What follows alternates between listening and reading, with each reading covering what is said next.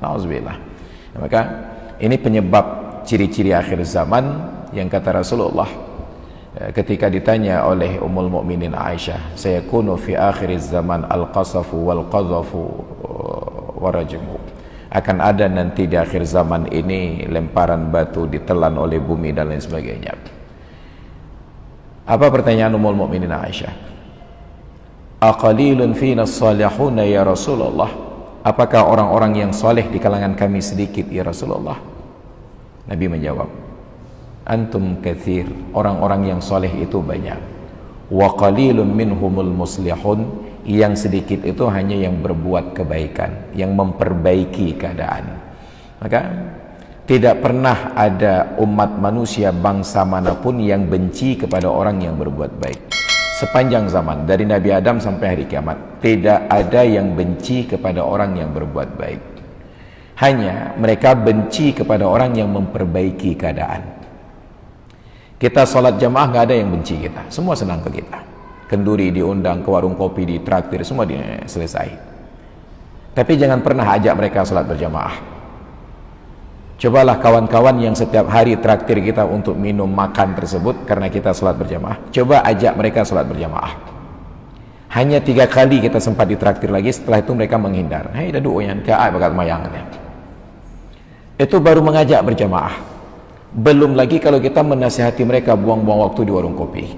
Duduk di warung kopi ditraktir. Hai rampakan handuk kedai kopi. Dekati nemulang pada buah buku kajian baca.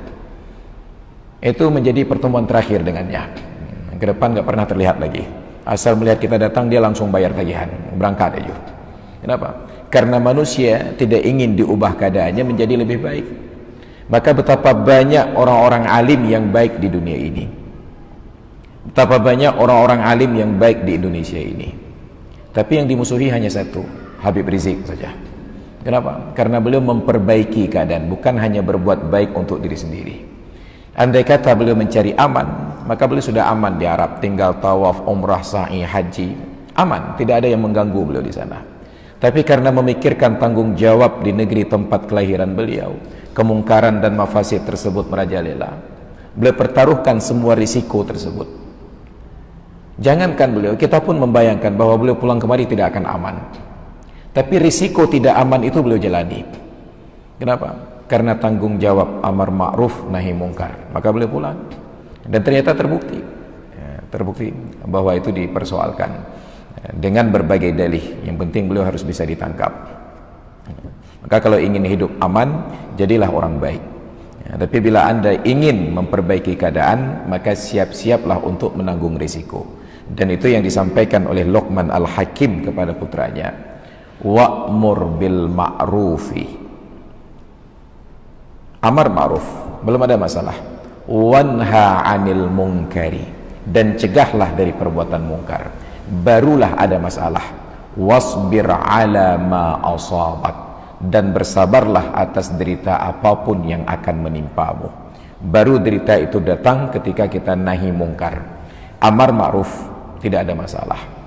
Maka kawan-kawan dari jamaah tabligh, mereka amar ma'ruf, kemana-mana mengajak orang sholat berjamaah, kemana-mana mengajak orang pengajian, kemana-mana mengajak orang berzikir, kemana-mana mengajak orang untuk dekat dengan para ulama dan majelis ilmu. Mereka amar ma'ruf.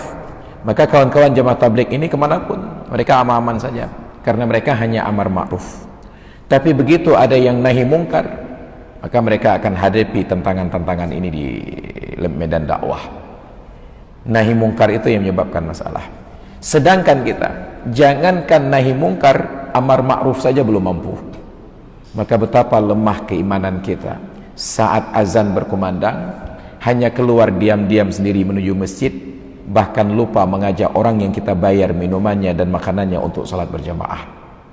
Kita memberikan makan dan minum kepada orang yang tidak kita ajak untuk berjamaah. Maka na'udzubillah, ini persoalan kita.